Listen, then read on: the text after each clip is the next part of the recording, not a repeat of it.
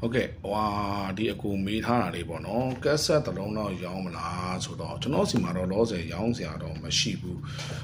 ကျွန်တော်ကဒီပစ္စည်းတွေကိုအကုန်လုံးစုထားတင်ထားတာပေါ့နော်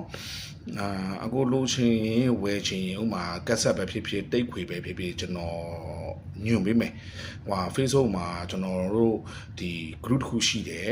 ဟိုအဲ့မှာကျွန်တော်တို့ကလည်း admin team ထဲမှာကျွန်တော်ပါတယ်အဲ့မှာကျွန်တော်ဟိုဒီ video file ရဲ့ဒီ comment box မှာကျွန်တော် link ချပေးထားမယ်ဟိုဒီ group ပေါ့ကျွန်တော်ဒီမှာပြရင်တော့ပြောင်းပြန်ဖြစ်နေမယ်တော့ဟိုကက်ဆက်ဝါသနာရှင်များစုံစည်းရာ group အဲ့ထဲကိုဝင်ပြီးတော့မှကျွန်တော်တို့ကအဲ့ခွေပဲဖြစ်ဖြစ်ဆက်ပဲဖြစ်ဖြစ်ရှာဝယ်လို့ရတယ်ခင်ဗျရှာဝယ်လို့ရတယ်အဲ့ group ထဲမှာတော့ကျွန်တော်တို့ second chat လေးတွေရှိတယ်အဲ့အားလေးတစ်ချက်လေးတော့ဖတ်ပေးကြဖို့မမေ့နဲ့ပေါ့နော်ဟိုကျွန်တော်အဲ့ဒီဗီဒီယိုရဲ့ comment box မှာလဲကျွန်တော်အဲ့ဒီ group ရဲ့ Facebook group ရဲ့ link ကိုကျွန်တော်မှတ်ပေးထားမယ်ခင်ဗျအားလုံးကိုကျေးဇူးပါ